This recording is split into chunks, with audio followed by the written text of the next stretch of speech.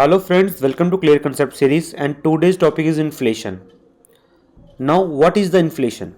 A rise in general level of prices of goods like fruit, vegetable, and the opposite of inflation is deflation.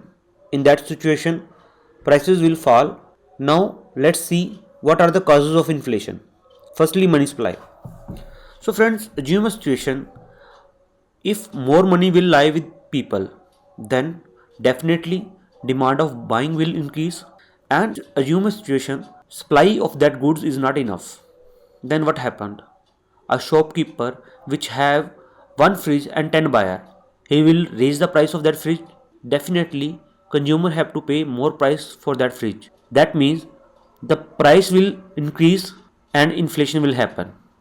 Next, the national debt. Let's assume a country like India. If India continuously borrowing more and more money from IMF, then what will happen? How it will repay the money? One thing it can do, it can print more money. If it print more money, then more money will go to the people hand. Then same situation happen. More money will cause more demands.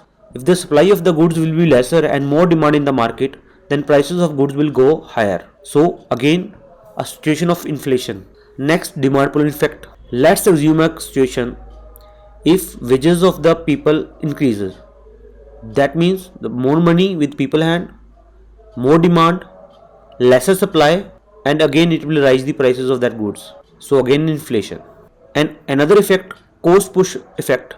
Let's assume a situation if the coffee prices has gone up. That means the input cost of Starbucks coffee has increased.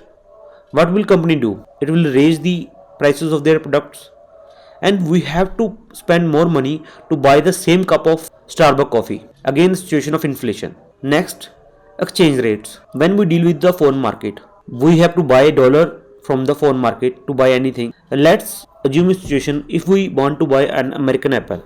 It has cost $1. Let's assume the exchange rate of that dollar is rupees 66. Then we have to pay 66 rupees for one apple. Let's assume another day when the exchange rate of dollar is 70 rupees. Then we have to pay 70 rupees for the same apple. That means if the situation of inflation happen, then the imports get costlier. If we want to sell Amul butter to the foreigner party can buy Amul butter with $1. That means 66 rupees. We will get 66 rupees from the exchange rate.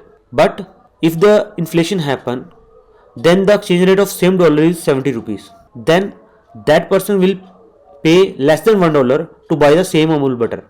That means the things we are exporting, they have lesser value in the foreign market, and it will impact good because more and more foreign people will buy our things and export will increase. So in case of exchange rate, if inflation happen, then imports decreases and export increases. That is favorable position for a country. Next, what type of inflation exists? Number 1, low inflation. If inflation rises very slightly, like 2.3, 2.8%, that called low inflation. Next, galloping inflation. In this inflation rises like 20%, 100%, 200%. And third is hyperinflation. In this kind of inflation happen like million percent, 1 trillion percent, and it rises prices overnight. Next, let's see the effect of inflation on different things.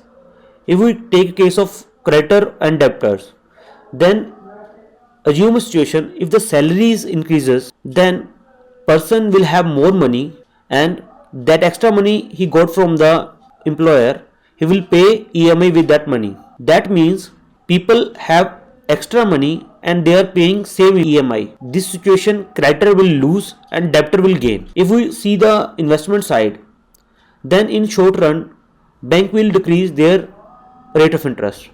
That will encourage the industry to expand, to invest more. If you take a situation on saving, inflation will cause the prices go higher. So people will decrease the cash in hand. They will deposit more money into the bank to handle this situation. If we take the case of exchange rate, rising prices generally leads to the depreciation of the currency. which implies that currency loses its exchange value in front of the foreign currency. If we discuss its effect on export, then with inflation, exportable item of economy gain competitive prices in the foreign market.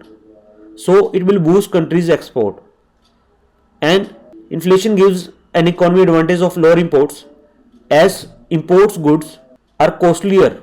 And if we take the effect of inflation on wages, then wages will increase but the face value of that wages will decrease. Now we have seen what is inflation, what is different type of inflation, what are the causes of inflation. Now inflation is really bad? No friends, a healthy rate of inflation is good, like 2 or 3%. How? Let's understand it with an example. Assume that a fridge will cost 100 rupees as on today, and you know the inflation rate is about 10%. That means that fridge will cost 110 after 1 year. Then what will you do? You will try to buy that fridge as on today because it will be costlier after 1 year. That means you will put more money into the economy and economy will rise. So nominal inflation is good. Hyperinflation is bad for the country. If the inflation rate of a country is around 2 or 3%, it is good for that economy and the economy of that country will expand. Thanks for watching and subscribe our channel for more videos.